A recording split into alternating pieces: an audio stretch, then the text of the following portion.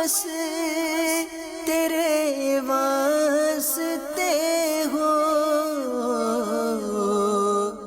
کر اخلاص ایسا عطا یا الہی، کر اخلاص ایسا عطا یا الہی۔ الحمدللہ رب العالمین والصلاة والسلام علی سید المرسلین، اما بعد فاعوذ باللہ من الشیطان الرجیم، بسم اللہ الرحمن الرحیم۔ مدنی چینل کے ناظرین، ہمارا یہ سلسلہ ہے اچھی بری عادتیں۔ آج اس سلسلے کا جو عنوان ہے وہ ہے وقت کی پابندی۔ وقت ہماری زندگی کا ایک بہت اہم حصہ ہے، اتنا اہم حصہ ہے کہ ہماری زندگی کا ہر لمحہ انمول ہیرے کی طرح ہے۔ جو لوگ وقت کی قدر کرتے ہیں وہ لوگ کامیابیاں پاتے ہیں۔ ہم اپنے دین کی طرف دیکھیں، ہمارا دین ہمیں عبادات کے معاملے میں وقت کی پابندی کا درس دیتا ہے۔ ہم نماز کو دیکھیں، نماز کے لیے اللہ رب العالمین نے ہمارے لیے وقت کو مقرر فرمایا ہے، ہر نماز کے لیے ایک وقت مقرر کیا ہے۔ فرمایا ان الصلاۃ کانت علی المؤمنین کتابا موقوتا۔ اس آیہ کریمہ کا مضمون ہمیں بتا رہا ہے کہ اللہ رب العالمین نے نمازیں وقتوں کے ساتھ مقرر فرمائی ہیں، وقتوں پر باندھا ہوا فرض ہے۔ اسی طرح ہم حج کو لے لیں، ایک مخصوص مہینہ مقرر ہے، اس کے لیے مخصوص ٹائم پیریڈ مقرر ہے۔ اس ٹائم پیریڈ اور مہینے سے ہٹ کر اگر ہم کسی اور مہینے یا ٹائم پیریڈ کے اندر ہم اس حج کے فریضے کو انجام دیں، اگر اس حج کے فریضے کو کسی اور ٹائم ٹیبل کے اندر کریں تو چاہے ہم سارے کے سارے اس کے ارکان ادا کر لیں لیکن حج کا فریضہ ادا نہیں ہوگا، کیونکہ اس کے لیے اللہ رب العالمین نے ایک ٹائم پیریڈ ہمارے لیے مقرر فرمایا ہے۔ اسی طرح معاملہ ہمارے روزے کا ہے کہ روزے کے لیے بھی اللہ رب العالمین نے اس کی فرضیت کے لیے رمضان المبارک کا مہینہ مختص کیا ہے۔ اس مہینے کے اندر روزے رکھنا ہم پر فرض ہیں۔ اور دنوں میں روزے رکھنا نفلی طور پر تو ہو سکتا ہے، جو ہمارے نفلی روزے ہیں وہ ہم اور دنوں میں رکھ سکتے ہیں، لیکن فرض روزوں کے لیے اللہ رب العالمین نے اس کا وقت مقرر کیا ہے، ایک عرصہ مقرر کیا ہے، رمضان کے مہینوں میں رکھنا ہے۔ اور پھر اس کے لیے بھی ٹائم پیریڈ مقرر کیا ہے کہ دن کے وقت کے اندر آپ نے روزے کے خلاف کوئی کام نہیں کرنا، جو روزے کے خلاف باتیں ہیں ان میں سے کوئی بھی ہمارے سے سرزد نہیں ہونی چاہیے۔ اسی طرح کھانے پینے کے معاملات سے ہمیں دن کے اندر رکنا ہے، اور رات کے اوقات کے اندر ہم دیگر کام کر سکتے ہیں، کھا پی سکتے ہیں، اور دیگر وہ باتیں جو جائز ہیں اور لیکن روزے کے اندر ہمارے لیے منع ہوتی ہیں وہ ہم رات کے اوقات میں کر سکتے ہیں۔ تو روزے کے لیے بھی وقت کو اللہ رب العالمین نے مقرر فرمایا۔ تو عبادات کے معاملے کے اندر وقت کی ایک خاص اہمیت ہے، اسی طرح ہمارے دینی معاملات کے اندر بھی وقت ایک خاص اہمیت کا حامل ہے، اس کی پابندی بڑی ضروری ہے۔ بہت سے لوگ وہ ہیں کہ جو اپنے وقت کو بیکار ضائع کرتے ہیں۔ ہمارے بزرگان دین رحمہم اللہ المبین نے وقت کی قدر کی ہے، انہوں نے وقت کو فضول کاموں میں نہیں لگایا۔ اگر ہم سیدی اعلیٰ حضرت رحمۃ اللہ تعالیٰ علیہ کی سیرت جلیلہ کو دیکھیں تو آپ نے وقت کی بڑی قدر کی۔ آپ کی سیرت طیبہ میں ٹائم مینجمنٹ ایک بہت اہم عنصر ہے۔ اگر آپ وقت کو ضائع کرتے، اگر آپ دیگر مشاغل میں اپنے وقت کو لگا دیتے، علمی کاموں میں وقت نہیں لگاتے، تو بہت سارا علمی ذخیرہ جو آج ہمارے پاس موجود ہے وہ ہمارے پاس نہیں ہوتا۔ امام فخر الدین رازی رحمۃ اللہ تعالیٰ علیہ اگر علم کی خدمت میں وقت کا صحیح استعمال نہیں کرتے، اس کی قدر نہ کرتے، تو ان کا جو علمی سرمایہ ہے آج ہم تک نہیں پہنچتا۔ اسی طرح امام جلال الدین سیوطی رحمۃ اللہ تعالیٰ علیہ نے جو اتنی ساری کتابیں اپنے دور میں لکھی، اور تقریباً اپنے دور میں ہر فن پر تقریباً آپ نے کام کیا، ہر فن پر آپ نے کتابیں لکھی، تو امام جلال الدین سیوطی رحمۃ اللہ تعالیٰ علیہ کا علمی سرمایہ جو ہم تک پہنچا ہے اس کے اندر بڑا عمل دخل آپ کی وقتی قدردانی کا، آپ کی وقت کی پابندی کا ہے۔ اسی طرح دیگر بزرگان دین کی طرف دیکھیں، محدثین، مفسرین، شارحین، ائمہ، ان تمام کی زندگیوں میں ہمیں یہ بات ضرور ملے گی کہ یہ لوگ وقت کی قدر کیا کرتے تھے، اس کی پابندی کیا کرتے تھے۔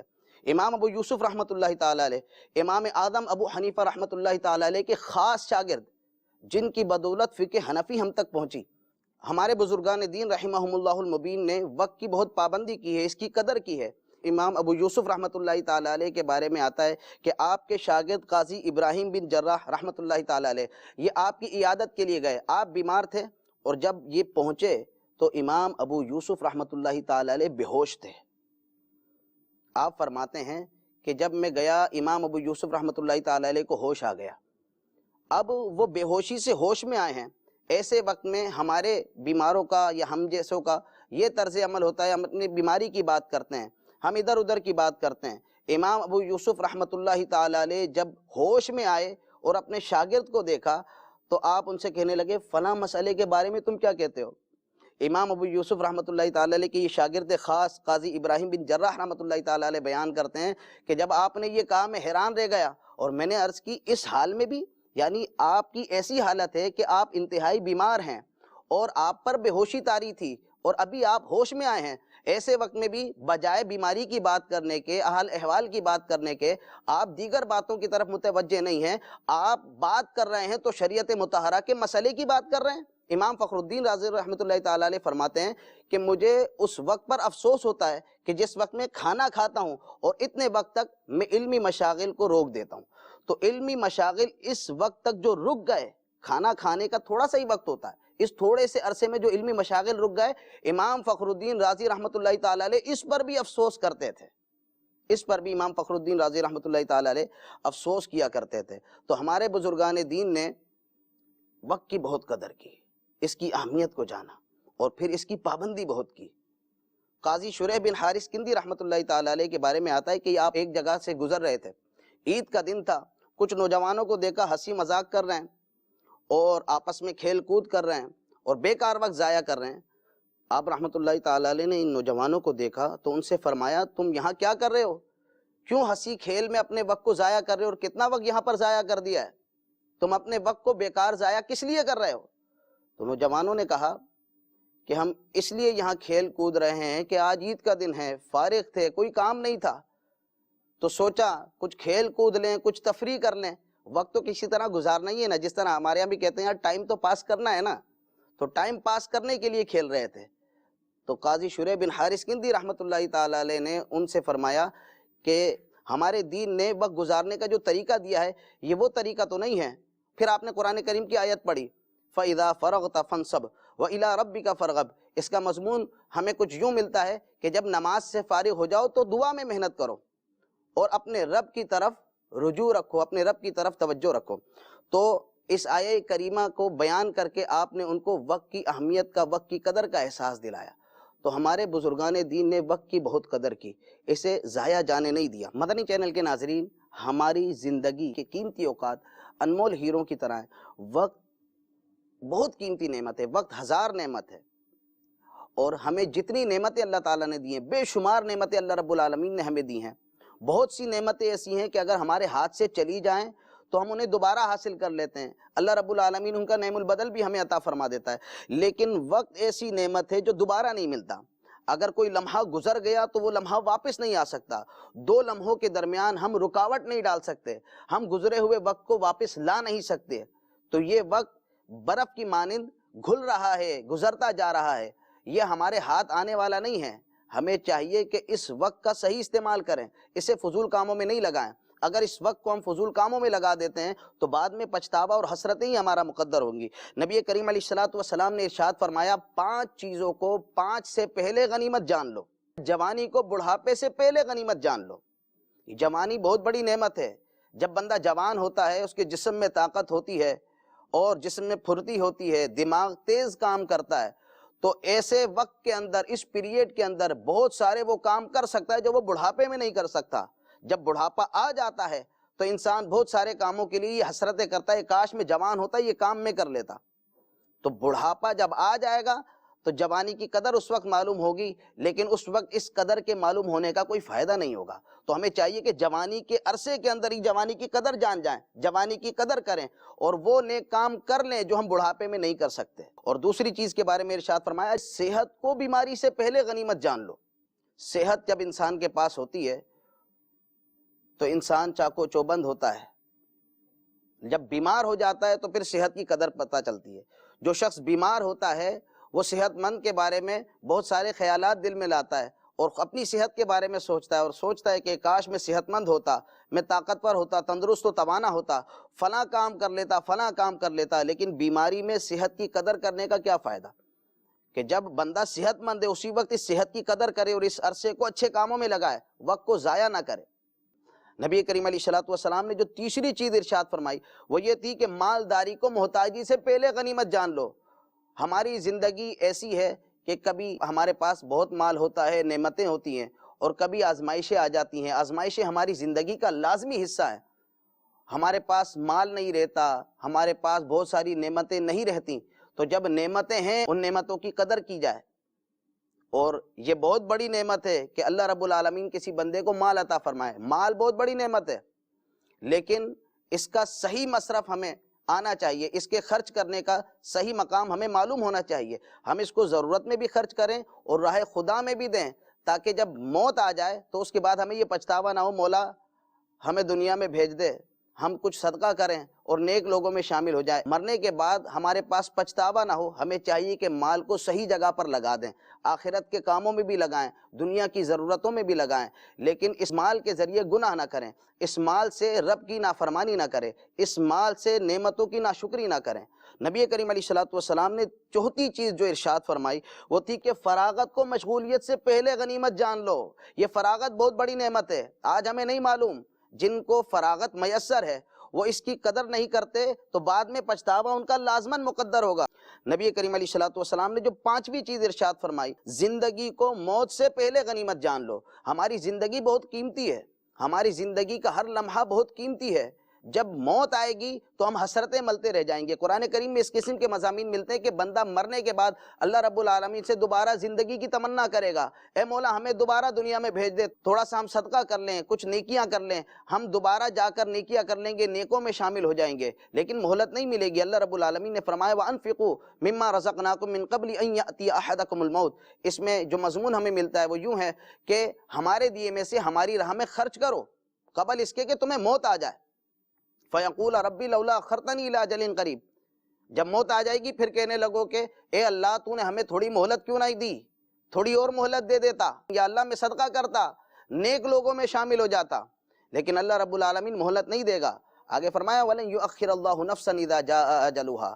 جب موت کا وقت آ جائے گا پھر ایک لمحے کی بھی مہلت نہیں ملے گی. اللہ رب العالمین اس کو مؤخر نہیں فرمائے گا.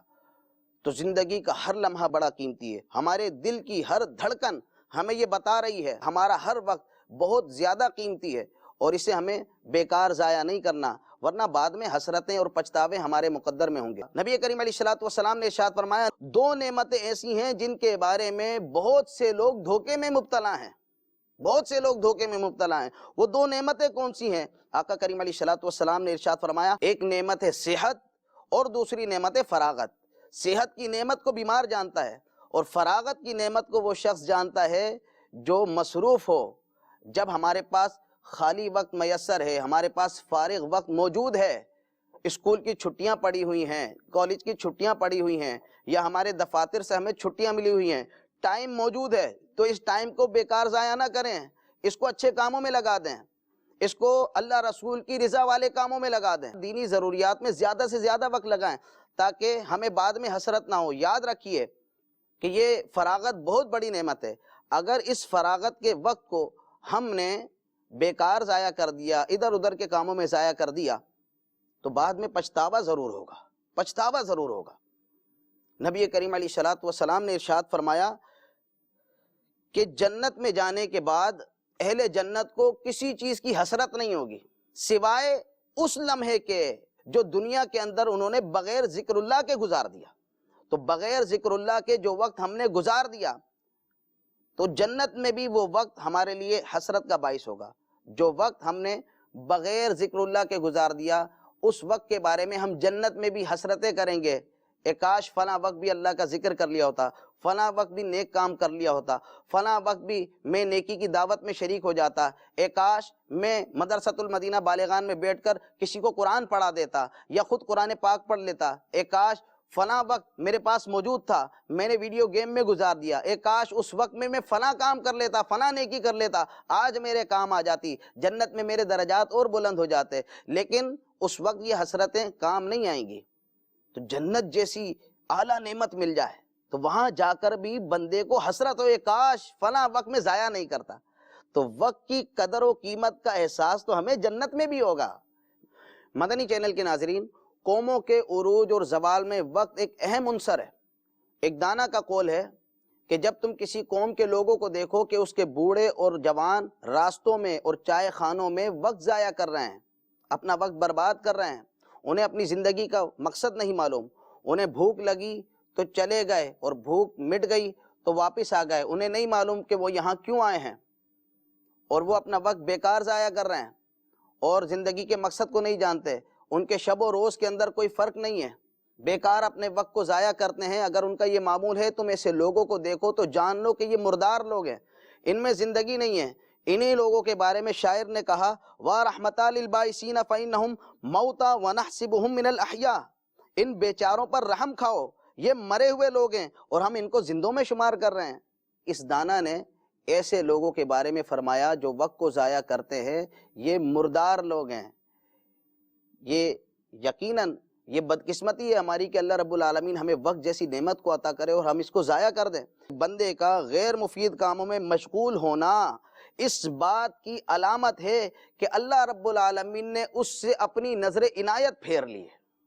ہمیں چاہیے کہ ہم اپنا احتساب کریں، ہم دیکھیں کہ ہم کون کون سے غیر ضروری کام کر رہے ہیں، کن کاموں میں اپنے وقت کو گزار رہے ہیں، اور پھر ان کاموں کا تعین کرنے کے بعد، ان کاموں کو پہچان لینے کے بعد ان سے کنارہ کش ہو جائیں۔ یہ ہمارے لیے بہت اچھا ہے۔ نبی کریم علیہ الصلوۃ نے ارشاد فرمایا کہ بندے کے اسلام کی خوبی یہ ہے کہ وہ غیر نفع بخش باتوں کو چھوڑ دے۔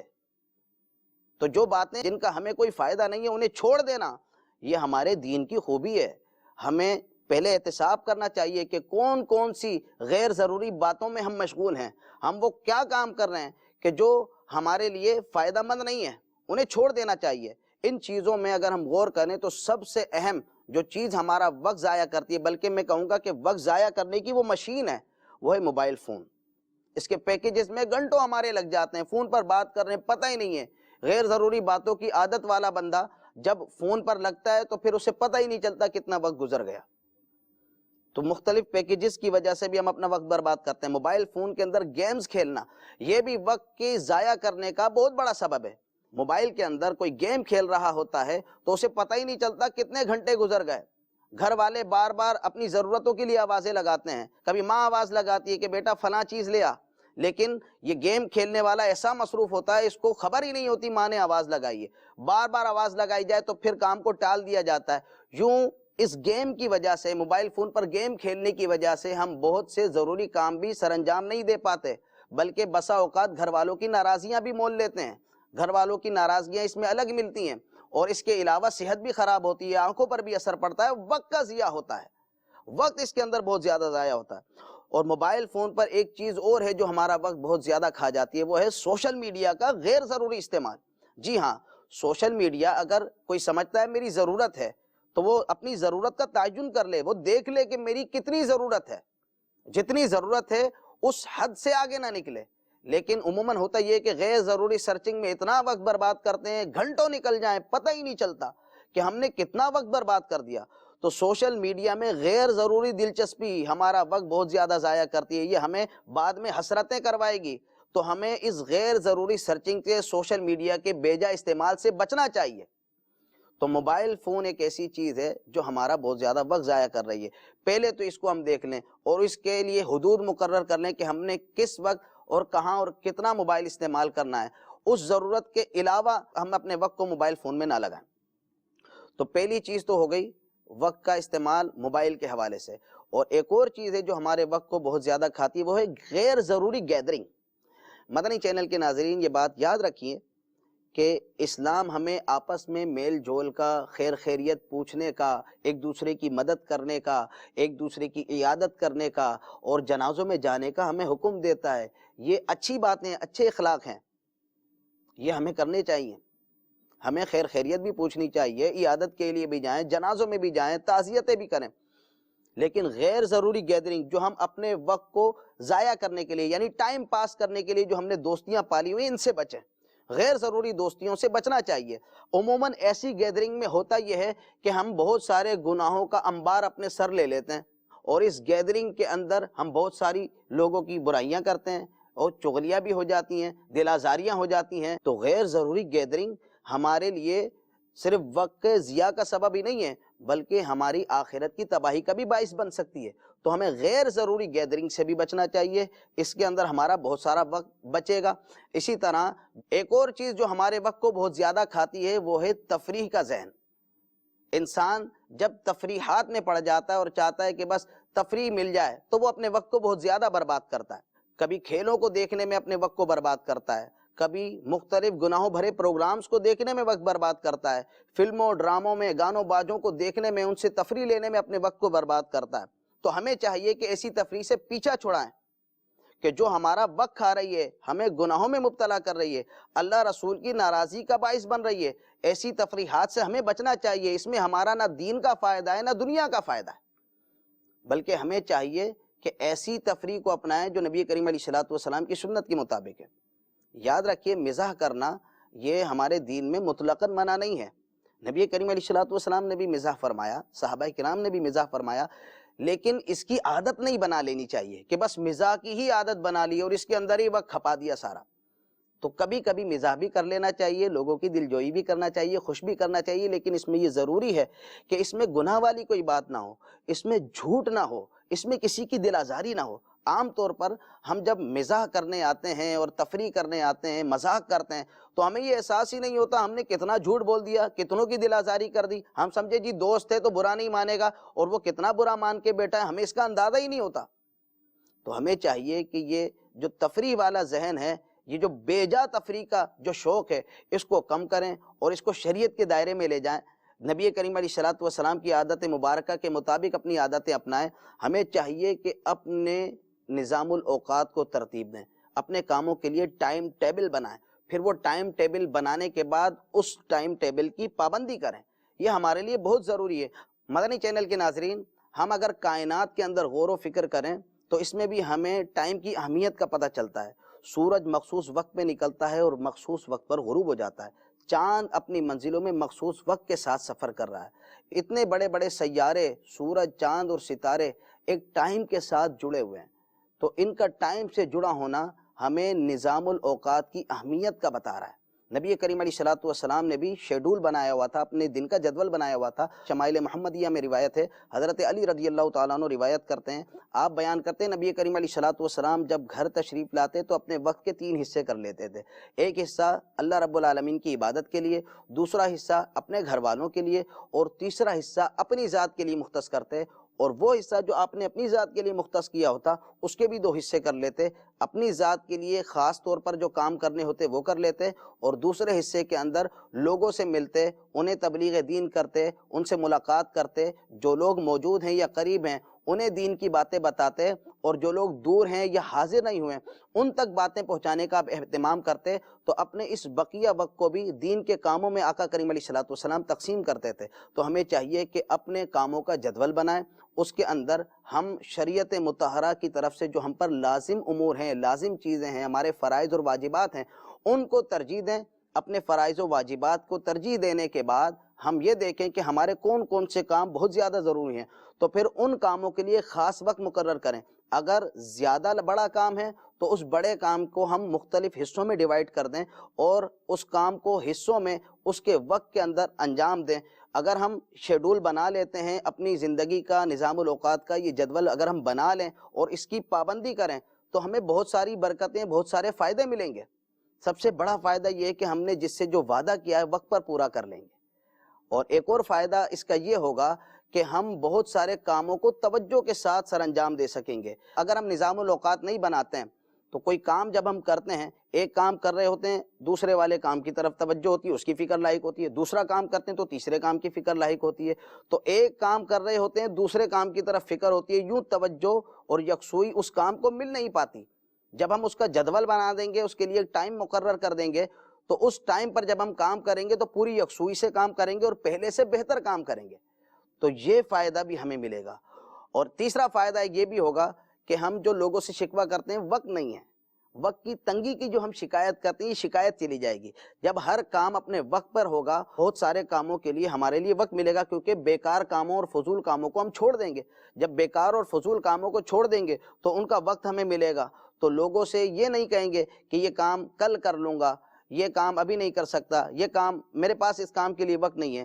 تو تنگی وقت کا شکوہ کرنا یہ ہم سے چلا جائے گا اور ہمیں بہت سارا وقت نصیب ہوگا. اللہ رب العالمین ہم سب کو اپنے نظام الاوقات کو ترتیب دینے کی، اپنے روزانہ کے کاموں کے لیے جدول بنانے کی توفیق عطا فرمائے، اور اس کی برکتیں ہمیں نصیب فرمائے، اور اس کی برکتوں سے اللہ رب العالمین دونوں جہاں میں ہمارا بیڑا پار فرمائے۔ آمین بجاہ النبی الامین صلی اللہ تعالی علیہ وسلم۔ میرا ہر عمل بس تیرے واسطے ہو، کر اخلاص ایسا عطا یا الہی، کر اخلاص ایسا عطا یا